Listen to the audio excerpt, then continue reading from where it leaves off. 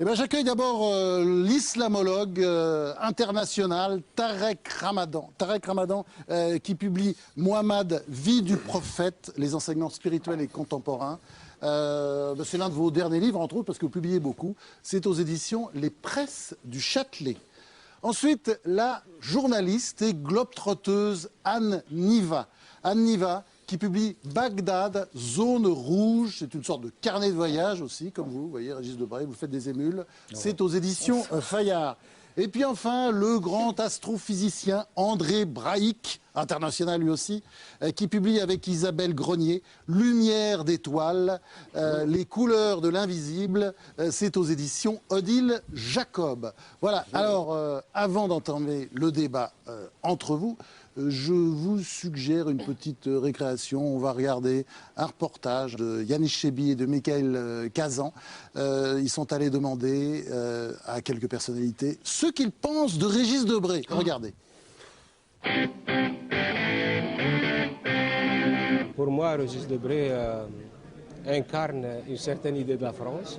Régis Debray, ça a d'abord été pour moi un personnage quasi mythologique. C'est un brillant penseur, très opportuniste. Nous sommes tous les deux des mécréants passionnés du fait religieux. Un mélange de roi des montagnes et de prof de philo. Si c'était un grand livre, je dirais la Bible. C'est un livre, je l'appellerais La recherche du temps gagné. L'Évangile selon saint Matthieu.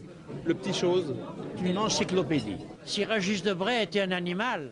Un bouc avec des cornes extrêmement aiguisées. C'est un beau petit chat. Un chat persan. Mais il a des griffes aussi. Il n'est pas un chien, ça c'est sûr. Le renard argenté. Le mélange de renard et de lion, c'est un bon titre pour une fable de La Fontaine. Je ne suis pas sûr que ce soit un bon titre pour lui.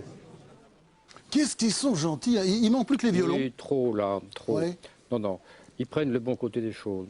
Alors vous êtes devenu, vous, l'iconoclaste extrêmement respectable. Non, hein. non, pas du Et tout. il manque plus que l'Académie française, c'est pour quand ça? Non, c'est pour jamais. C'est pour jamais. Bon, alors vous expliquez dans votre livre Un candidat en Terre Sainte, Régis Debray, que l'ultime fédérateur de la Palestine aujourd'hui, c'est le Coran. Mais un Coran que vous nous décrivez quand même un peu sectaire, quoi. Hein. J'avoue que j'ai eu du mal à entrer en rapport avec... oui, ça, c'est pas terrible. En particulier les frères musulmans, avec qui j'ai eu une longue rencontre, et j'ai été frappé par, j'allais dire, leur monologue.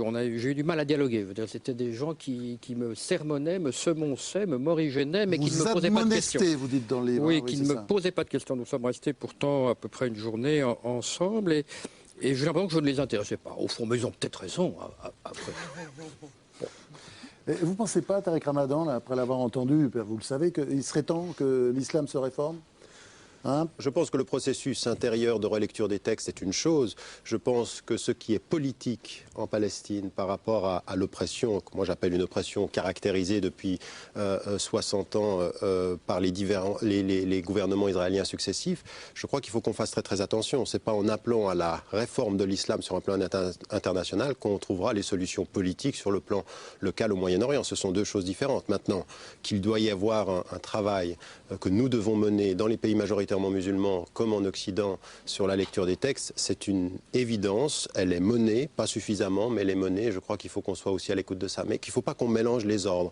C'est pas en appelant à la réforme de l'islam, parce que je pense que c'est un discours qui je dirais, satisfait l'Occident parfois, en se disant, en fait, le gros problème, c'est que l'islam n'est pas... Il y en a connu des réformateurs quand même. Luther, c'était pas triste, je ne parle pas sur la question religieuse, ouais. Je parle sur la question d'un certain nombre de questions politiques. Il faut regarder comme elles sont, des questions politiques. Ce n'est pas en s'asseyant ici en Occident, en disant, on attend que l'islam se réforme, qu'on trouvera une solution pour les Palestiniens. Ça n'a rien à voir, ce sont deux choses qui sont différentes. Alors, l'opinion maintenant d'Anne Niva, qui est très immergée dans l'islam. Moi, j'ai vu, vous disiez que vous n'aviez pas réussi à dialoguer avec... des frères musulmans, c'était souvent un monologue. Moi, je passe mon temps dans ces pays musulmans à justement essayer de dialoguer. Qui est très immergé dans l'islam. Moi, j'ai vu, vous disiez que vous n'aviez pas réussi à dialoguer avec des frères musulmans, c'était souvent un monologue. Moi, je passe mon temps dans ces pays musulmans à justement essayer de dialoguer, à écouter ce que me disent les gens. Alors, il y a différents types de musulmans. Bien sûr. La plupart du temps, les gens qui sont souvent les à mes yeux, souvent les moins cultivés, ceux qui en tout cas n'ont pas de fonction religieuse évidente, sont ceux qui écoutent le plus et qui me posent le plus de questions. Moi justement, je considère que mon reportage, entre guillemets, est réussi quand on m'a posé presque autant de questions, si ce n'est plus, que moi j'en pose. Moi je dois avouer qu'avec les chiites, je m'excuse auprès de... Avec les chiites, le rapport me semble beaucoup plus facile, dialectique, oui, parce comme que s'ils avaient une habitude... Ramadan est sunnite, bien entendu. Les musulmans sont des musulmans de toute façon. Oui, bien sûr. Honnêtement... Chez d'autres, il y a les catholiques, il y a les protestants. Oui, non, absolument, c'est pas la même chose. Un catholique, un protestant, un chiite et un sunnite. Je ne sais pas pourquoi, enfin, si, il y a sans doute des explications, peut-être l'habitude qu'ils ont d'interpréter les textes, l'existence d'un clergé, c'est-à-dire tout de même d'un corps instruit, particulièrement instruit, qu'il n'y a pas chez les sunnites, peut-être une ouverture au monde extérieur, le fait d'avoir beaucoup bougé, quoi qu'il en soit, c'est vrai que... Défendez-vous, là, Tarek Ramadan.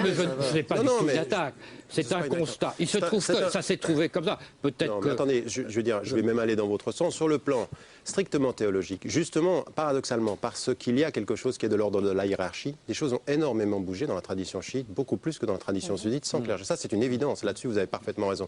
Sur la question de l'ouverture au monde ou autre, je pense que, encore une fois, c'est toujours contextuel. Oui. C'est toujours à relativiser historiquement, parce que vous allez trouver ailleurs des sunnites avec exactement la même disposition d'esprit. Je pense qu'on ne peut pas généraliser non plus. Absolument.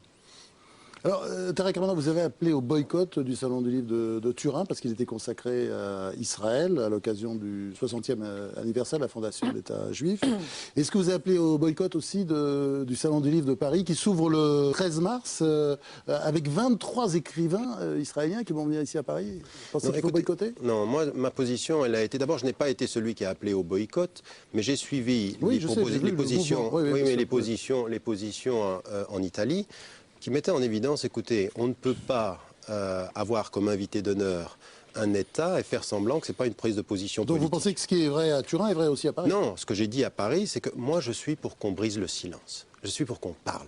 Je suis pour qu'on dise véritablement, quand on est en train de nous bassiner sur un processus de paix, quand il y a des gens qui meurent dans l'indigne, quand il y a un blocus autour de Gaza, je suis pour qu'on brise le silence. Donc si on brise le silence, comme ça a été décidé par les organisations pro-palestiniennes, et un certain nombre d'ailleurs, à Haaretz, en Israël est en train de prendre une position qui est assez ferme sur cette question-là. Donc il faut aussi qu'on l'entende, qu'on brise le silence et que l'on cesse de faire semblant que rien ne se passe. Donc en Italie, on a décidé, on n'y va pas, et on le dit.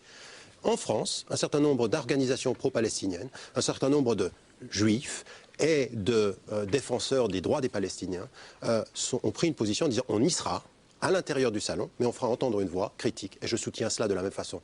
Ma position est une position de défense des droits des Palestiniens, de briser le silence. La deuxième chose que j'aimerais dire aussi, c'est qu'on ne nous dise pas, chaque fois qu'on prend une initiative, je veux dire, on est contre la violence, on ne veut pas tuer. Donc on s'exprime, et quand on s'exprime, on est dit « Ah non mais attendez, là vous ne pouvez pas vous exprimer trop, parce qu'à trop critiquer Israël, vous allez devenir antisémite ou vous prouvez votre antisémitisme. » Alors qu'est-ce qu'il faut faire? Qu'est-ce qu'il faut faire aujourd'hui pour être entendu sur la scène internationale? Antisémite, là, dans votre livre, Mohammed, vie du prophète, vous expliquez que le prophète était juif, quoi.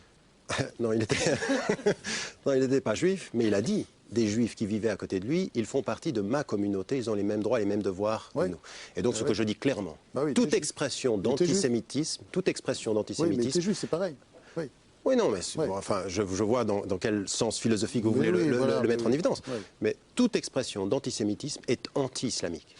Et ça, il faut le dire et le répéter. Pourquoi? Parce qu'aujourd'hui, par extension, dans le monde musulman, on a des transgressions de ce principe-là, en disant finalement c'est les juifs. Non, il faut faire la différence entre l'État d'Israël, ses différentes politiques et les différents gouvernements successifs, et les critiquer pour ce qu'elles sont d'un point de vue politique, et faire la différence avec l'antisémitisme. L'antisémitisme est inacceptable sous toutes ses formes et sans aucune condition. Est-ce que je peux dire que je suis hostile au boycott car on ne peut pas faire porter à des écrivains des décisions politiques contre lesquels généralement ils se dressent d'ailleurs. Ce n'est pas un État qui en invite un autre, c'est vrai, même des éditeurs parce qui que invitent ces écrivains israéliens sont souvent très critiques par rapport à la politique de leur pays. On peut peut-être regretter qu'il n'y ait pas plus d'Arabes israéliens, y compris qui écrivent en hébreu, ça oui. Qui sont publiés. Et qui sont publiés en Israël. On peut regretter qu'il n'y ait que des auteurs de romans ou de fiction quand il y a beaucoup d'essayistes importants. Mais quoi qu'il en soit, je crois que c'est à l'intérieur de ce salon qu'il faut pouvoir discuter de tout cela, d'égal à égal avec les amis israéliens. Voilà. Je comprends cette position, oui. Mais simplement, le boycott n'est pas des auteurs. Parce que discuter avec les auteurs, c'est toujours possible. Oui. C'est d'en faire l'invité d'honneur, l'État d'Israël. C'est de cela dont il s'agit. Donc, chaque année, il y a un invité d'honneur. Non, mais d'accord. Oui. Mais je veux dire, c'est les 60 années. C'est les 60 années de la création de l'État d'Israël. Symboliquement, moi, ce que j'ai dit, c'est que c'est une faute et une maladresse. La deuxième chose qu'il faut mettre en évidence, c'est que tous les invités israéliens à la foire de Turin, celle qui a décidé du boycott, il n'y en a pas un d'auteurs israéliens qui soient chrétiens ou arabes. Ce ne sont que des Israéliens de confession juive. C'est un problème. Quelle représentation a-t-on de la réalité de la société israélienne? C'est un problème qu'il faudra discuter au salon. Je le ferai personnellement avec des auteurs. Ça, je parlais de Turin. On va profiter d'avoir un grand astronome ici, sur ce plateau, André Braic, astronome international, très connu partout à l'étranger. Vous publiez Lumière d'étoiles, vous avez la tête dans les étoiles d'ailleurs. Ben alors, après tout ça, là, quand vous avez entendu tous ces discours-là, où vous placez-vous? Vous croyez en Dieu, vous? Ça, c'est une question très indiscrète. Bah oui, bah, je pose, on est là pour ça. Le scientifique, vous croyez en Dieu, alors? Si je viens avec ma casquette de scientifique, je me dois d'une neutralité parfaite pour montrer le monde aux gens et puis chacun ensuite choisit. Enlevez votre casquette. Alors, je peux vous privée. Allez, si vous voulez une question, je vais vous répondre. Entre l'âge de 0 et 8 ans, j'ai cru au Père Noël. J'étais heureux, c'était un homme qui me faisait des cadeaux, c'était merveilleux, etc. Et dans la cour de l'école, je me suis battu avec mes camarades qui me disaient, tu sais, le Père Noël n'existe pas. Comment il n'existe pas? Je me suis battu avec eux, je rentrais les habits déchirés, j'ai cru au Père Noël. Voilà donc ma réponse. Et quant à Dieu, je vous répondrai par une boutade. C'est quand Laplace, le grand scientifique Laplace, a proposé une formation du système solaire. Il a été reçu par Napoléon, et Napoléon a dit, mais monsieur le marquis, je ne vois pas beaucoup Dieu dans votre théorie. Et Laplace lui a dit, mais sire, c'est une hypothèse dont je n'ai pas eu besoin. Alors après Dieu, la morale, Laurence Parisot, la présidente du MEDEF, est entrée en guerre pour moraliser le patronat français. C'est la guerre des boss, l'opinion là-dessus de Thibault Nolte. Regardez. La semaine dernière, le journal Marianne a taillé un costard au gars Gauthier Sauvagnac. L'ancien numéro 1 du syndicat des patrons métallos, célèbre pour son coup du chapeau à 20 millions, a reçu un joli cadeau de départ de la part de l'UIMM, une vieille famille qui finance 11,1% du MEDEF. Le genre de cadeau a ruiné les vacances de la sainte patronne des patrons, Laurence Parisot. En octobre, quand DGS faisait dans la fluidification de dialogue social, c'était du velours. Denis Gauthier-Sauvagnac est le capitaine de cette équipe. Peut-il le rester? Eh bien, ma réponse, elle est clairement oui. Mais le voilà qui touche au Grisby, et ça, c'est un ticket pour un voyage en orbite. C'est que trop, c'est trop. Je ne décolère pas. Et puis, un cadeau de départ pour quelqu'un qui ne part pas, c'est comme un cadeau de première communion pour un païen. C'est suspect. C'est comme si les millions ne comptaient plus. L'héritière de la 250e fortune de France parle en experte. Ce qui est incompréhensible également, c'est le pourquoi, c'est le comment, c'est le pourquoi du comment. Et du coup, c'est la guerre. Et ce genre de comportement est pour moi méprisant à l'égard de tout le monde et méprisable. Écoutez, Madame Parisot, je lui laisse la responsabilité de ses propos. La tigresse de Saint-Loup-sur-Semouse réclame la tête des pontes de l'UIMM. Ce que je demande à l'UIMM, c'est une remise à plat de ses mandats. Bref, c'est la valise de cash des vieux métallos contre l'attaché-caisse plein de moralité des jeunes subdeco. Et au final, peut-être une réponse à cette question obsédante. Jusqu'à quel montant un parachute doré est-il moral? Alors, quelle réflexion vous inspire le combat de Laurence Parisot? C'est possible un capitalisme moral, Tarek Ramadan? J'ai de la peine avec la formule. J'ai l'impression que c'est plutôt de l'ordre du contradictoire. Mais je suis de toute façon pour l'ordre un peu d'éthique dans l'économique. Ça me paraît être une évidence. Mais venu du point de vue du patronat, de la façon dont ça nous est présenté, j'ai quelques doutes. Régis Debray? Oui, moi ça me fait sourire, si vous voulez. Il y a des comédies comme ça qu'il faut faire. Dire que le capitalisme est moral, c'est un peu dire que l'eau chaude et de l'eau froide, ça va pas. C'est deux ordres de choses différentes. Bon, alors après ça, je vais vous proposer de monter au ciel avec André Braic, qui publie donc avec l'astrophysicienne Isabelle Grenier, Lumière d'étoiles aux éditions Odile Jacob. C'est un très beau livre, plein de poésie, plein d'humour, plein de belles photos. Alors on va vous écouter maintenant. Vous allez nous parler d'abord, et on va avoir des images pendant ce temps-là, puisque vous êtes un grand spécialiste, vous avez publié déjà un grand livre sur le Soleil. Je fais le Vous allez nous parler du pour, Soleil. oui. Vous allez nous parler du Soleil. Ah, vous avez le Soleil, voilà, voilà. Vous avez des images. Est 10 fois plus grande que la Terre à peu près, avec de dimensions. Voilà. Vous avez Alors, le Soleil, une étoile assez banale. Oui, c'est une étoile de petite taille, qui est une étoile qui vit chichement, sans faire d'excès, qui se couche tôt le soir, qui vit, comment dirais-je, doucement. Ça dure 10 milliards d'années, on est à mi-course, on est à 4,55 milliards d'années depuis le début. Et ce Soleil qui chauffe de plus en plus rendra la vie sur Terre invivable dans environ 1 milliard d'années, ce qui signifie que nous sommes plus près en ce qui concerne la vie sur Terre de la fin du début, puisque la vie a commencé il y a 3,8 milliards d'années, et encore pour 1 milliard d'années. Enfin, on a le temps de trouver une entreprise de déménagement de qualité pour aller ailleurs. Ce Soleil est calme, il nous apporte chaleur en permanence, alors que d'autres étoiles vivent bien, font la fête tous les jours, c'est le 14 juillet, et elles fabriquent les atomes dont nous sommes faits. François Vizir, les quelques atomes de carbone que vous avez en vous, les quelques atomes de... il n'y en a pas beaucoup. Il y en a quelques-uns quand même. Les atomes de magnésium, de fer que vous avez en vous ont été un jour fabriqués dans une étoile qui a bien vécu très peu de temps et qui a explosé. Ce qui fait que quand la police m'arrête et me demande mon âge, par exemple, je leur dis que mon âge est compris comme le vôtre, entre 6 et 12 milliards d'années, âge auquel mes atomes ont été fabriqués. Le reste, c'est ma vie privée qui ne les regarde pas. Autre chose, alors là, on passe aux rêves, ce sont les nouvelles planètes. Là, c'est passionnant tout ce que vous racontez à propos des nouvelles planètes, hein, parce que là, si vous voulez, on va aller du côté de 55 Cancri. C'est loin d'ici, hein, quand même. Je crois que c'est 41 années-lumière. Oui, ça c'est la banlieue proche, 41 années. Voilà, c'est du côté de la constellation du Cancer. Alors, il y a 4 planètes qui tournent autour d'un Soleil semblable au nôtre. Tout à fait. Alors ça, c'est la grande question. Il y a actuellement dans la galaxie, nous connaissons 1000 milliards d'étoiles. Nous connaissons actuellement 1000 milliards de galaxies comme la nôtre. Ce qui signifie qu'à l'heure où je vous parle, nous connaissons quelques milliers de milliards d'étoiles. Je ne parle pas de celles qui sont déjà mortes ou celles qui ne sont pas encore nées. Et donc la grande question, c'est est-ce qu'il s'est passé quelque part la même chose qu'autour du Soleil? C'est-à-dire est-ce qu'un cortège de planètes s'est développé et est-ce que là la vie sera apparue? Très honnêtement, je ne peux pas répondre à la question. Nous ne savons pas. Puisqu'en science, on se base sur des choses concrètes. Simplement, certains collègues disent, mais enfin, ça serait avoir un nombril démesuré qu'imaginer nous sommes les seuls dans l'univers.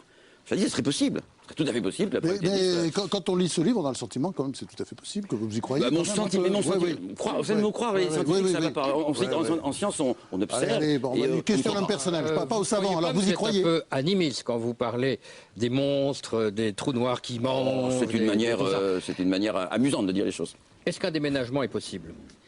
Je pense qu'il aura lieu. L'homme est né dans le berceau de l'homme est la Terre. On n'est pas condamné à vivre tout le temps dans son berceau. La colonisation est pour quand alors ce qui se passera, ça sera probablement... Là, j'en sais rien. Je veux dire, mais attendez, vous avez idée d'une planète qu'on pourrait les coloniser déjà?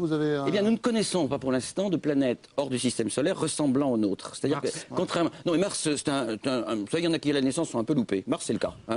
Pourquoi Mars a été loupé à la naissance? C'est parce que Jupiter n'était pas trop loin et a empêché les corps de se rassembler. Il est donc plus petit, la gravité n'est pas la bonne. Par contre... J'avais quelques espoirs pour d'aller finir ma vie là-bas. La vie sur Mars a probablement apparu il y a 3,8 milliards d'années, puisqu'au moment où la vie apparaissait sur Terre, des rivières coulaient sur Mars, la pression était la bonne, l'eau coulait, la température était la bonne, l'effet de serre existait. Malheureusement, l'effet de serre a avorté, rendant la vie impossible. Alors que sur Vénus, l'effet de serre s'est emballé, rendant aussi la vie impossible. Et nous sommes, sur le pied sur un précipice, on ne sait pas de quel côté on va tomber. La question de c'est quand même la vie ailleurs, alors. Alors la vie ailleurs, je pense, c'est là où on a beaucoup de chance. Répondez personnellement. Personnellement, je pense qu'on a beaucoup de chance. La réponse à la question, on l'aura au XXIe siècle. Et c'est ça qui est extraordinaire. Là, maintenant, dans quelques années? Ou bien la vie n'existe pas ailleurs, ou très très loin, possible, donc on n'aura aucune réponse dans le siècle qui vient, ou bien elle est proche, à quelques années-lumière on l'aura. Alors dans 6 mois, 6 ans ou 20 ans, on trouvera une planète ressemblant à la Terre autour d'une étoile. Si vous avez par exemple 20 milliards d'euros qui traînent, dont vous ne savez que faire, je proposerai une mission qui vous dira si dans les 60 années-lumière qui entourent la Terre, il y a une autre Terre. Ça on sait faire. On le fera pendant 2020-2025. Si on trouve une autre Terre, on mettra le paquet. Est-ce qu'il y a de l'ozone, est-ce qu'il y a de l'oxygène, etc. S'il y a trace de vie, nul ne sait si cette trace de vie aura quelque chose à voir avec nous. S'il s'agit de dinosaures qui s'abusent entre eux, s'il s'agit d'artistes qui peignent, s'il s'agit de dauphins il n'est pas du tout évident que cette vie ait quoi que ce soit à voir avec nous. Il n'est pas évident que cette vie ait envie de communiquer avec nous, c'est évident. Mais nous aurons la réponse au cours du XXIe siècle. Les enfants qui naissent maintenant auront la réponse si la vie est proche. C'est ça qui est fantastique. C'est fascinant ce discours, non, Tarek Ramadan? Ça ne remet pas en cause parfois des croyances qu'on peut avoir, non, le discours des scientifiques? Pas du tout, parce que je pense que c'est exactement ce que vous avez dit, c'est-à-dire que là où s'arrête la question du comment, on travaille uniquement en science sur des hypothèses. Le fait qu'il y ait plusieurs galaxies, qu'il y ait plusieurs possibilités de vie, n'en met absolument pas en cause le fait qu'il y ait un Dieu et un Dieu créateur. Ça ne remet pas en cause le fait que la prophétie se soit arrêtée en 600 et quelques sur la planète Terre? un certain calcul du temps qui est tout de même très étroit dans les religions monothéistes.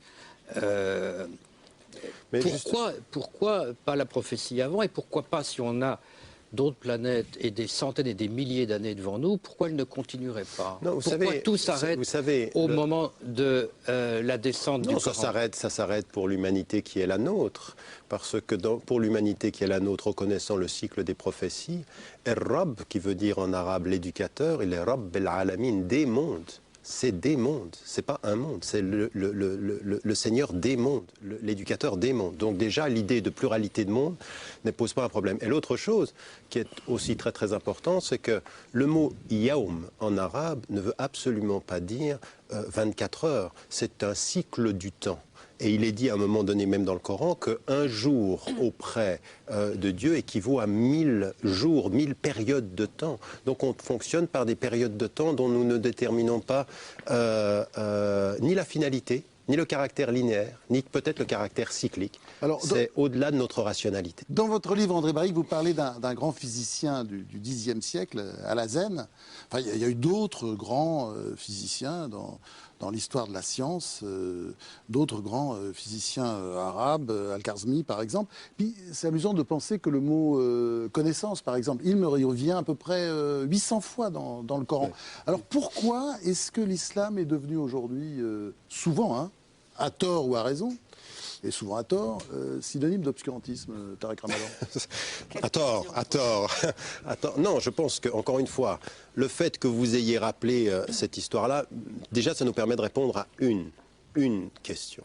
L'islam n'est pas intrinsèquement lié au refus de la science ou au recul ou au rejet. C'est exactement le contraire. Historiquement, la proximité du fait religieux n'a jamais voulu dire en islam le rejet du fait scientifique. Maintenant, il y a un certain nombre de circonstances historiques qui peuvent expliquer pourquoi à un moment donné, l'idée d'être proche du divin, c'est être proche du savoir, et à un moment donné, par rapport à une opposition à l'Occident, par rapport à une espèce de retrait dans le formalisme, par rapport à une éthique défensive plutôt qu'à une espèce de créativité, même dans l'éthique, même dans le savoir, ben ça, ce sont des circonstances historiques. Nous, ce qu'on est en train d'essayer d'espérer, c'est cette réconciliation entre la foi et la créativité. Alors, on était dans les étoiles, on va redescendre sur Terre maintenant, très précisément aux États-Unis, parce que du côté démocrate, rien n'est joué.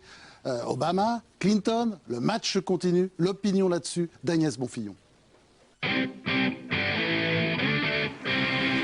Elle savoure Hillary, et il y a de quoi, elle revient de loin. Après 11 défaites consécutives face à Barack Obama, elle est relancée depuis mardi, depuis ses victoires notamment dans l'Ohio et le Texas. Nous continuons, nous poursuivons avec force, nous irons jusqu'au bout. Pour refaire son retard, l'ex-First Lady a tapé fort ces derniers jours sur son rival. Honte à vous, Barack Obama. Il est temps que vous fassiez une campagne cohérente entre vos actes et votre message. Elle est même allée jusqu'à l'imiter. Unissons-nous. Le ciel va s'ouvrir. La lumière va tomber des cieux. Des chœurs célestes vont se mettre à chanter et chacun saura où est le bien et le monde sera parfait. À grand renfort de spots télé, elle a joué son va-tout. I'm Hillary Clinton and I approve this message. Visiblement, la tactique a payé. Hillary reste donc en course. Elle peut encore décrocher l'investiture démocrate. Mais Barack Obama ne lâche rien non plus. Nous avons à peu près la même avance en nombre de délégués. Et nous sommes en bonne voie pour remporter la nomination démocrate. Après sa résurrection, Hillary Clinton espère maintenant un nouveau miracle pour définitivement être celle qui affrontera le républicain John McCain en novembre. Alors, Tarek Ramadan, vous n'aimez pas beaucoup l'Amérique, hein, c'est le moins qu'on puisse dire. Or, le cas de Barack Obama est très intéressant. Parce que Barack Obama, il a fréquenté une école coranique. Son deuxième prénom, c'est Hussein. Et on a le sentiment quand même que les Américains sont beaucoup moins islamophobes que les Français. Ce serait impossible en France, non ? Non, d'abord, ce n'est pas l'Amérique que je n'aime pas, c'est l'administration Bush que je n'aime pas du tout. Ah bon. Donc sur l'Amérique, c'est autre chose. Je me suis trompé, alors excusez-moi. Et maintenant, sur la question de... Non, attendez, vous savez quand même qu'on a soupçonné le clan Clinton d'avoir fait passer une image où il est habillé en habit traditionnel. Bien sûr. Donc on peut jouer là-dessus. Je pense que ce n'est pas une question d'islamophobie. Enfin, je pense ça n'a pas joué contre lui. Ça n'a pas joué contre lui. Je pense qu'il y a une ouverture de ce point de vue-là aux États-Unis. Ça reste quand même problématique. Maintenant, je ne pense pas non plus qu'il faille diaboliser la réalité française sur la question de l'islamophobie. Il y a des vraies questions. Encore une fois, il faut qu'on cesse d'islamiser tous les problèmes sociaux qu'on a en France. Il y a des problèmes qui sont sociaux dans les banlieues. Ça n'a rien à voir avec la religion. Il faudrait qu'on cesse d'islamiser tous ces problèmes et qu'on en vienne à des vraies questions socio-économiques, qu'on en vienne aux vraies questions. Anne Niva, quand elle va à Bagdad, elle islamise beaucoup quand même la situation. C'est-à-dire C'est-à-dire vous allez voir beaucoup de musulmans, vous les faites parler, vous les faites vivre. Oui. D'ailleurs, on ne peut pas vous traiter d'islamophobe, vous d'ailleurs, hein, parce que vous aimez beaucoup. Il y a une phrase, moi que j'ai retenue, page 13, sur la voix attirante des muezzins. Hein, ah oui, vous aimez bien les muezzins le matin? Non, effectivement, quand on arrive à Bagdad, une des premières choses, et dans tout pays musulman, mais à Bagdad peut-être plus qu'ailleurs, parce que là, ce n'est pas un son enregistré, c'est un vrai muezzin qui se lève pour aller chanter le matin, appeler à la prière. Et c'est un son qui est intéressant. Je les liste, tous ces sons, quand on arrive à Bagdad. Il y a tous les sons de la guerre, d'ailleurs, auxquels on ne fait plus du tout attention. Il y a le son du passeur ambulant qui vient vendre de la ferraille, ou plutôt en acheter, etc. Tout cela m'intéresse. On parlait beaucoup religion. Moi, la première question qu'on me pose quand je suis en Irak ou ailleurs, c'est « Est-ce que tu es musulmane ?» Tout le monde me pose cette question. Tous les hommes et les femmes que je rencontre me posent cette question. Pourquoi? Parce que je suis voilée quand je suis en Irak, en Tchétchénie, en Afghanistan. Parce que je suis voilée pour ma propre sécurité. Parce que je suis dans des pays compliqués, dangereux, où mon but, c'est de passer inaperçu. Pour passer inaperçu, il faut être comme la masse. Et la masse des femmes en Afghanistan, en Irak, en Tchétchénie, etc., est voilée. Et qu'est-ce que vous répondez à la question? Donc je réponds que non, que je ne suis pas musulmane, bien sûr. Je réponds la vérité. Et j'explique pourquoi je suis voilée. J'explique que c'est d'abord une question de sécurité. Et deuxièmement, c'est une question, bien sûr, de respect du pays que je traverse. C'est très important pour moi de respecter les coutumes du pays qui m'accueille, parce que je suis véritablement accueillie dans ces pays où je vais longtemps. Je ne suis jamais à l'hôtel, j'habite chez les gens, etc. Je voyage seule. Donc j'ai besoin de jouer sur cette hospitalité qui est encore immense. Je reprends ma question en bon journaliste. Vous aimez beaucoup l'islam, d'ailleurs vous vous immergez dedans.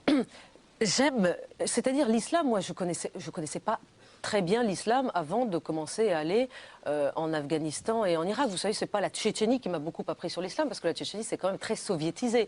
Mais disons que c'est en Tchétchénie que j'ai, en premier lieu, été confrontée à des musulmans. Donc maintenant, je peux comparer le degré, entre guillemets, d'islamité des gens que je rencontre. Et évidemment, j'ai lu le Coran, tout simplement parce que c'est mon sujet d'étude, donc c'est intéressant que je le lise. Mais moi, ce qui m'intéresse, c'est le dialogue. C'est-à-dire, quand on essaye de me convaincre, et beaucoup de mes interlocuteurs essayent de me convaincre, bien sûr, mais je ne suis pas dupe, je ne prends pas parti, je ne suis pas juge. Moi, ce qui m'intéresse, c'est que mon interlocuteur m'en dise le plus possible pour que je puisse le mettre dans le livre. Faire partager, bien sûr. Mais c'est ça le but. Sinon, ça servirait à rien que j'aille en Irak aujourd'hui. Il y a beaucoup de chrétiens en Irak, hein?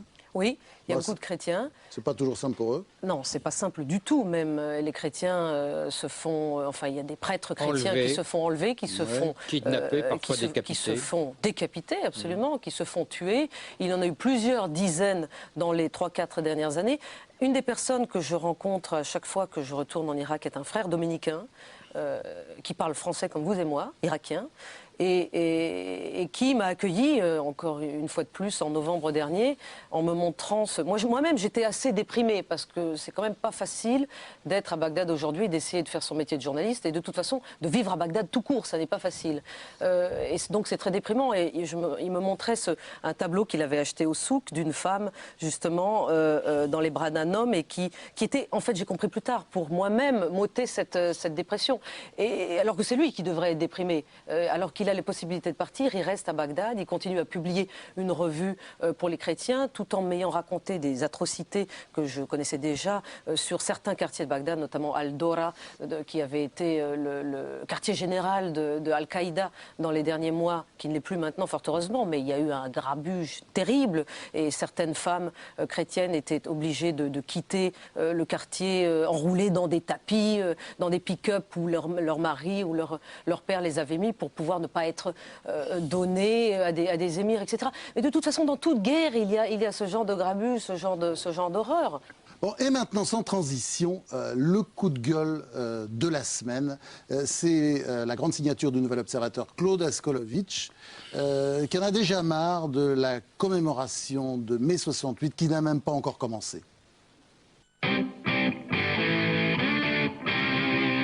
Mon mai 68, 68 mon amour, mai 68 raconté à ceux qui ne l'ont pas vécu, mai 68 expliqué à Nicolas Sarkozy, et oui, le Club des 5 en mai 68, Martine en mai 68, Fantomètre contre mai 68, celui-là je l'attends. Arrêtez les mecs, c'est pas sérieux, c'est plus un combat, c'est une avalanche. 80 bouquins, parus ou apparaître, vous savez ce que c'est 80 bouquins? On pourrait en faire une barricade ou les balancer, tels des pavés, à la gueule de ceux qui n'en finissent pas de nous polluer avec leurs souvenirs. Les poilus de la guerre de 14, de retour de l'enfer, ont moins emmerdé leurs descendants que les 68ards en revenant de la partouze. Même Fidel Castro a décroché, mais vous êtes toujours là. Et nous, avec vous, dans vos têtes, dans vos slogans, dans vos rêves, dans vos murs, à la Sorbonne, à ressasser éternellement votre histoire, comme si la France n'avait pas de présent. Je ne sais pas, on pourrait parler des délocalisations, des gosses qui vont chercher du taf en Angleterre, de Skyrock, de la tectonique, pourquoi pas. Mais non, c'est toujours éternellement mai 68. Mai 68, qu'il est méchant, nous a dit le bon président Nicolas Sarkozy, qu'il est gentil, nous ont rassuré les Glucksmann, père et fils, mais au moins ont du talent. Voilà, on rigole, mais en réalité c'est triste, car cette aventure de mai 68 nous montre le portrait d'une France, notre pays, désespérément ringarde, passéiste et nombriliste. Car il s'est passé des choses en 68, mais pas ici. En Chine, on dézinguait les intellectuels. À Prague, on tuait les démocrates. À Mexico, on flinguait les étudiants. Et c'était pas pour de rire.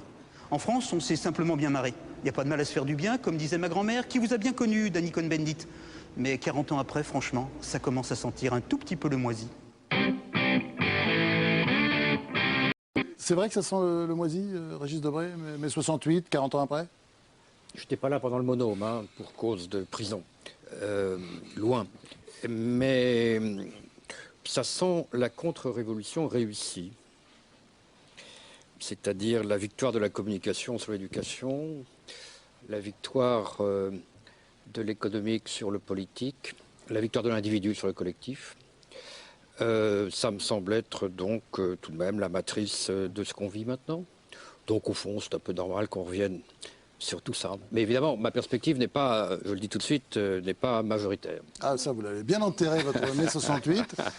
Je vous propose maintenant de passer au point de la semaine sur l'actualité du livre avec le bouche-oreille de Julia Foyce.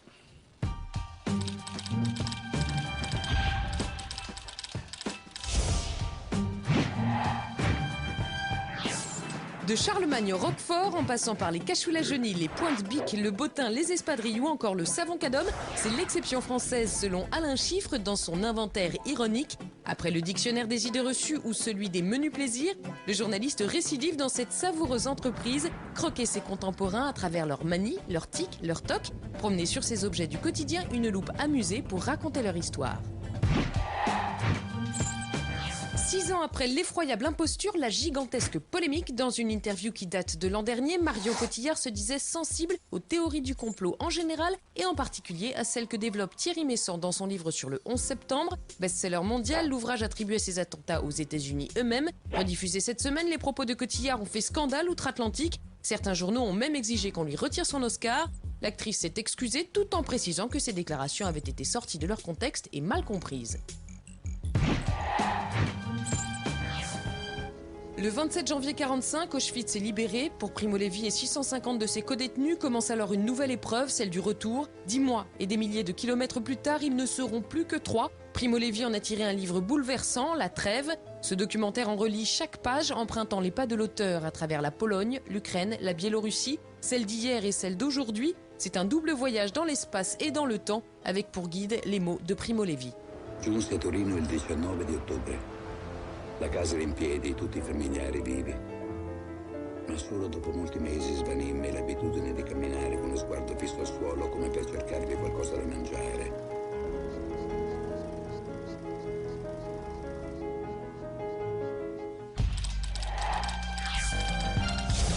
Et maintenant, le moment que vous attendez tous, le bonus avec Monique Younes et son légendaire sourire. Alors Monique, quelles sont les questions que je n'ai pas osé poser à ces messieurs, dames? Mais enfin, où est passée la moustache de Régis Debray? Régis Debray, je suis fascinée par votre moustache, je ne la retrouve plus. Écoutez, j'aime pas les logos, j'aime pas les silhouettes trop repérables et j'aime bien passer incognito et voilà.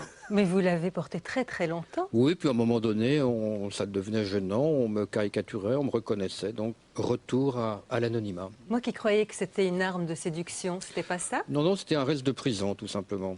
Juste un reste de prison? Oui, simplement j'avais une très grande barbe, je me suis coupé la barbe et pour garder un petit souvenir, j'ai gardé la moustache, voilà.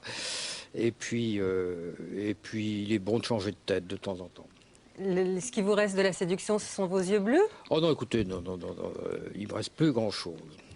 Ne dites pas ça, quand même. Alors dites-moi, j'ai relu les masques, j'ai vu que les femmes, il y en a eu dans votre vie, mais finalement, la femme de votre vie, c'est pas la Révolution? Écoutez, non,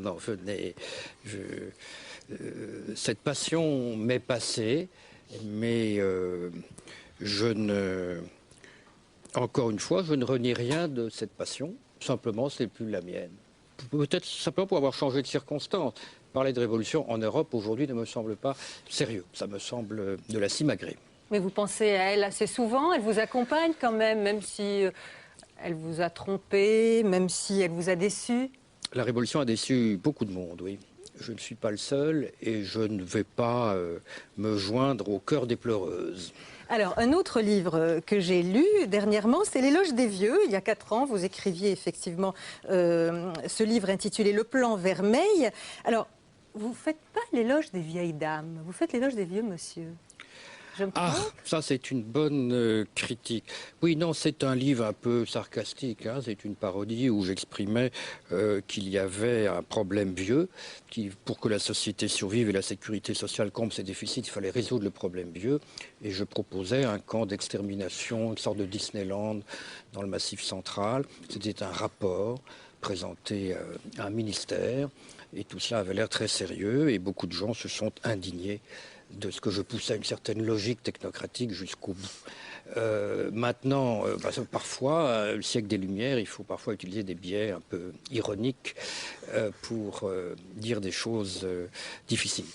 Mais concrètement, Régis Debray... J'avoue que c'est vrai, j'ai toujours eu un fait pour les vieux messieurs. Maintenant que j'en deviens, en plus, ça devient narcissique. Mais en tout cas, c'est vrai que je n'ai pas réfléchi à la question vieille dame. Alors, votre question catastrophe. Régis Debray, vous êtes mort le 9 octobre 1967 à La Higuera, en Bolivie, et vous êtes devenu une icône, malgré ou à cause de votre moustache, on ne sait pas. Et voilà qu'après 40 années d'une tournée internationale qui vous a conduit dans presque toutes les chambres d'adolescents du monde, un marchand d'images pieuses à Beyrouth-Ouest vous accroche aux côtés du posteur, du leader chiite Hassan Nasrallah. Que faites-vous, Régis Debray? Vous adressez un clin d'œil complice au leader du Hezbollah ou vous vous tournez dans votre poster pour fuir cette gloire posthume? Je discuterai. Je suis pour le dialogue avec tout le monde. Et votre coup de cœur? Alors, vous avez beaucoup voyagé. C'est un voyage beaucoup plus culturel, peut-être plus apaisant. Le dictionnaire des arts de l'islam de Jean-Paul Roux. Jean-Paul Roux est un chercheur qui a passé 50 ans de sa vie à étudier en effet les religions. Il nous livre là un ouvrage vraiment complet des arts de l'islam, tous les arts de l'islam, depuis leurs origines jusqu'à aujourd'hui. C'est à Madame Niva et à Tarek qu'il faut remettre cette... Vous l'avez? Non, je ne l'ai pas, mais je pense qu'ils s'y reconnaîtront peut-être. Moi, je n'ai des rapports même plus lointains qu'eux avec l'islam. Bon, est-ce que... Moi, je le prendrai avec plaisir. Ben voilà. Bon. Il est à vous. C'est Voilà. un superbe ouvrage, vraiment. Honneur à la femme qui ose aller toute seule en Irak aujourd'hui et en Afghanistan. Alors, pour en savoir plus sur les coups de cœur des Français, Thibault Nolte est allé à leur rencontre à la librairie Agora à La Roche-sur-Yon. Bonsoir Michel Gauvry. Bonjour, je cherche un livre pour un ami bien trop propre sur lui. Michel Folco, et même le mal se fait bien. Quelles sont les qualités de l'auteur? Un livre tous les 5 ans. Ça va, il n'encombre pas des tables des libraires. Hein. Je pensais à ses qualités de narrateur. Marcello Tricotin, a été mandaté par son père d'aller chercher à la recherche de son demi-frère en Autriche. Et qui est ce gentil papa? Un personnage truculent, disgracieux, sans morale, pervers, enfin... Normal, quoi. C'est très, très, très noir. Plus c'est noir, moins c'est blanc. Ah oui, oui, c'est très, très, très drôle. Quelle fantastique note d'espoir. Il n'y a pas une belle histoire. Avec des pourris, des méchants, des vendus, des... c'est vrai, quoi. Mais c'est tellement bien fait. Bonjour, je cherche un livre pour un ami aux idées bien arrêtées. Donc c'est juste la fin du monde, Jean-Luc Lagarce? Tout à fait ce qu'il lui faut. C'est l'histoire d'un homme qui revient chez lui, il a 34 ans, et il vient dire « je vais mourir ». Quel rabat-joie. Et toute la pièce tourne autour de ce fait-là, « je vais mourir ». Et comment je peux le dire? Il a qu'à essayer, je vais mourir. Il ne dit pas qu'il va mourir en fait, au bout du compte. Il n'arrive pas à le dire. Il repart sans l'avoir dit. Donc il est venu pour rien alors?